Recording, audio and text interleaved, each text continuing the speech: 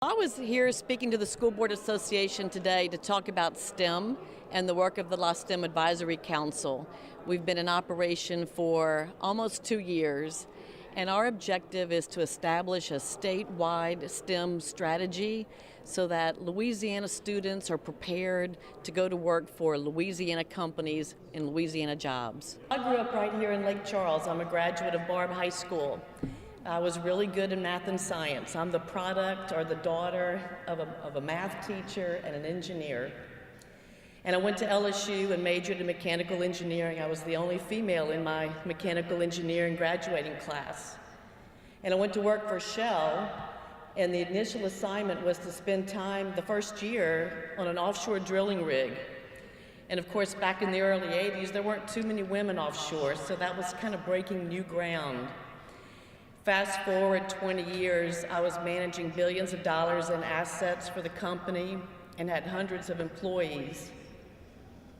And then left employment with my career on fire because our third grader didn't know his multiplication tables, and I thought that it was my fault, that I wasn't spending enough time at home. And so I threw myself into all the PTA work that you all are very familiar with and supporting our school system.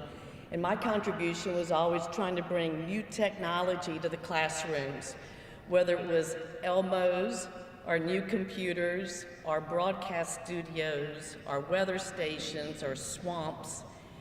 We were about bringing STEM into the classroom. And then after our sons graduated from college and got jobs and officially launched, I decided that it was time to run for a seat in the Louisiana State Senate. And so what an opportunity it is for me now to take more of a statewide stage and look at how we can be more strategic in how we deliver STEM in the state of Louisiana. So I started in 2017, a year after being elected, with Act 392, as was mentioned earlier. This legislation was passed unanimously on both sides, the Senate and the House. And it's probably the most fun thing that I get to work on. And although we argue about a lot of things at the Capitol, there's one thing that everybody believes in, and that's STEM. In my way of looking at it, we had a lot of great STEM things happening in the state of Louisiana, but it felt to me like spaghetti on the wall. We threw a lot of things out there and hoped that something stuck. But it wasn't clear to me that we had a real vision on how we were going to strategically move our students forward and our schools forward and our economy forward in this new technology global economy that we live in. And so I thought that this STEM effort would do several things.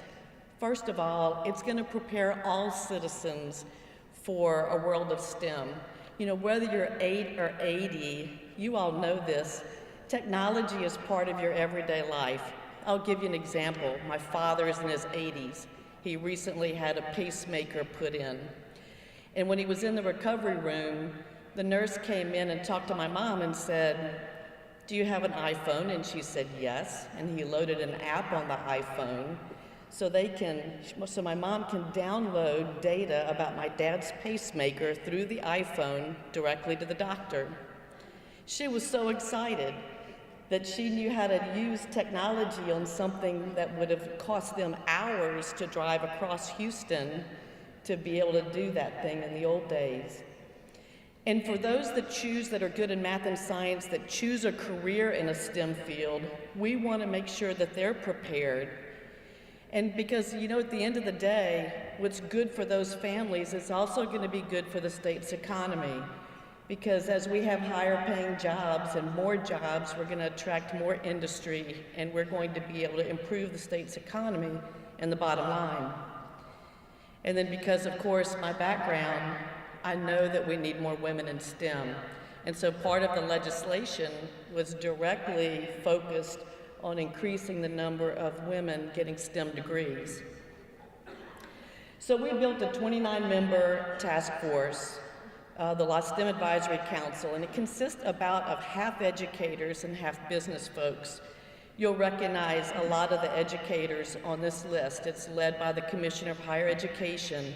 The Superintendent of Education is there. So is Bessie. So are representatives from each of the university systems, the School Board Association, you all, the Association of Principals, the teacher unions, the Science and Math Teacher Associations, the Association of Independent Colleges and Universities, STEM faculty members. And on the business side, we have representation from Secretary Pearson's office, Louisiana Economic Development, the Workforce Commission, the Louisiana Association of Business and Industry, the largest trade group of business folks, Women in Technology, the Workforce Investment Council, 3 of our largest STEM employers in the state, and myself and Representative Stephanie Hilferty. So our purpose in this, in general, is to build the pipeline. And you know, one of my favorite people, one of the favorite books that I've read, and I had an opportunity to train with him personally, is Stephen Covey. Y'all have read the book, The 7 Habits of Highly Effective Leaders. He talks about one of his principles is beginning with the end in mind. So we're gonna do that. We're gonna begin with the end in mind by talking first to the employers in our state that employ and need STEM talent and say, what is it that you need in your workforce in the next 5 or 10 years? And then how are we going to build the education pipeline to meet that ever-changing need? We know that we have to not only have students prepared to do well in STEM, but we have to create an interest in STEM. And I'm positive that we're going to be able to do that. We started our work by dividing into 5 different subgroups. The 29 members were part of those, as were hundreds, literally, of STEM enthusiasts from all around the state. We had 5 sub-work groups. I'm going to talk to you about 3 of them today. The workforce group began their work, and they found a number of very compelling statistics. 71% of American jobs in the year 2018 required STEM skills. In the past 10 years, the growth in STEM jobs is 3 times greater than non-STEM jobs. 80% of the fastest growing occupations in the United States depend on a mastery of math and science skills. And in Louisiana, we see similar trends. We have what we call 4- and 5-star jobs. Those are jobs that Economic Development and the Workforce Commission have identified as high-wage, high-demand jobs, and 58% of those are STEM-intensive jobs. We know in Louisiana that women make up half our workforce, but only 24% of the STEM workforce. So we had a lot of work to do. So to begin the discussion between employers, who I believe are the ultimate stakeholders, and educators, we kicked off a statewide STEM summit this past September at the Pennington Biomedical Research Center. And many of you were there. There were 500 plus crazy people from all around the state. And we had 3 different tracks. We had information and speakers and activities for K through 12 attendees. We had another track for those that were involved in higher ed. We had a number of breakout sessions between economic development folks, business leaders, educators, and STEM providers. And we began the discussion on a regional level, geographically regional level, about what do the industries in that area need. For example, we know that industries here in Lake Charles need a different skill set, perhaps, than industries in central Louisiana. And there's different STEM activities that are already happening. So our purpose was not to eliminate anything that was already happening, but it was to look at how are we being strategic in actually delivering the training that we need for the work that's in that geographic area. We had that conversation in Lake Charles in November, which was a great regional summit. So looking ahead, of course, we have more regional STEM summits. We're looking at all of the regional labor market areas, so it's all the things you would expect. We'll have a meeting in Lafayette, and Baton Rouge, and New Orleans, the North Shore, Alexandria, Monroe, Shreveport.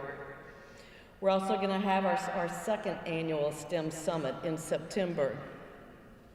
And the vision is for us to have regional STEM centers, actually with a regional STEM director, a body on the ground in that region that will be the go-to person to kind of help orchestrate all of the STEM activities in that area.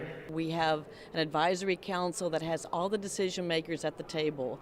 So whether it's a higher education issue or a K through 12 issue or a workforce issue or a BESI issue, we have everybody there that can help us make policy changes that are moving our state forward in the area of STEM.